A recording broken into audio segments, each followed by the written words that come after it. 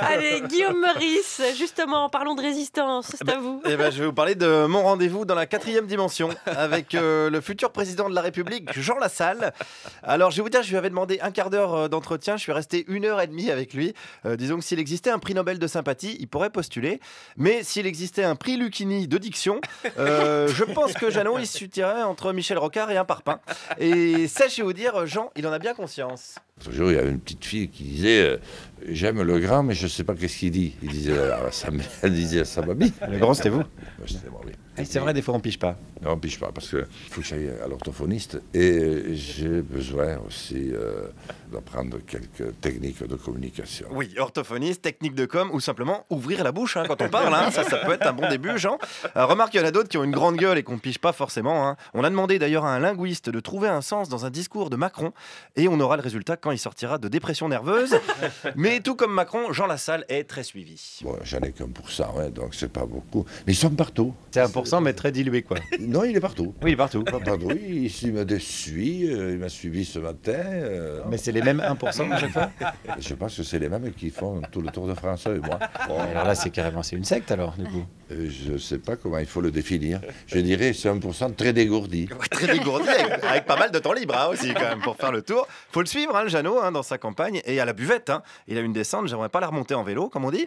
Alors, attention, c'est 1% dans les sondages. Dans les sondages. Et les sondages, qu'est-ce qu'il en pense, Jean?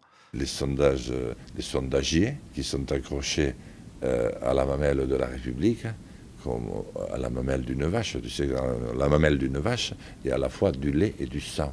C'est très bon pour l'éthique. Là, c'était un mime. Alors, à la radio, ça va pas. C'était un mime de veau? Bon, là, on a le bruitage déjà de veau. Oui, on a le bruitage. Par contre, là... Donc, il y a du lait et du sang. Oui, il y a du lait et du sang. Alors, quel rapport avec les sondages, là, du coup? il n'y en a aucun. Voilà, ouais, c'est bien. C'est bien ce qui me semblait, d'accord. Mais niveau mime de vos tête, je vous jure, ça valait le coup. Je regrette de ne pas avoir eu de caméra.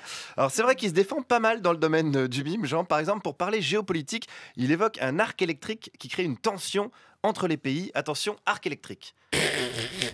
Tu vois, ça grince, c'est pas bon, c'est tout ça. C'est le bruit de l'arc électrique? Oui. Ah oui, c'est...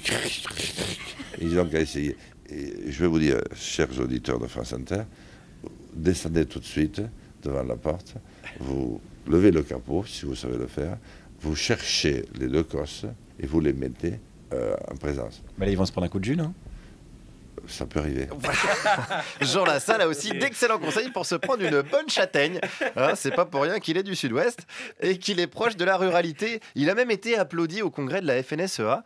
C'est le célèbre syndicat agricole qui est à l'alimentation saine ce que Bachar el-Assad est au câlin et au bisou, si vous voulez. Explication avec Jeannot. Je ne pensais pas qu'il m'aimait au point de m'applaudir autant.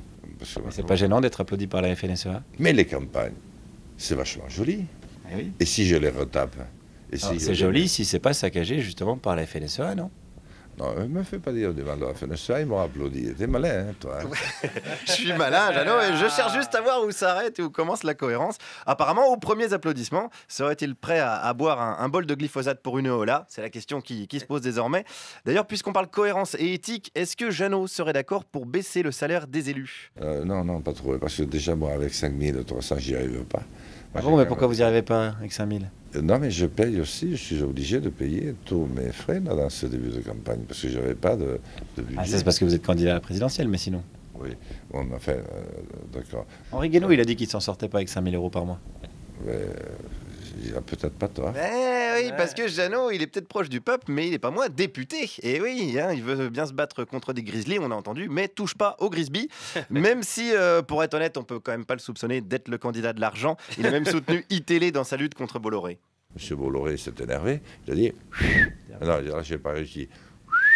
Vous faites mieux le veau que le sifflement, finalement. Oui, c'est parce que je ne suis pas entraîné. Là, les oiseaux me manquent. Ah, voilà, les oiseaux me manquent. On préfère retenir ça de Jean Lassalle. Peut-être un des derniers à connaître les chants d'oiseaux et à ne pas prendre les électeurs uniquement pour des pigeons. Merci Guillaume Meurice.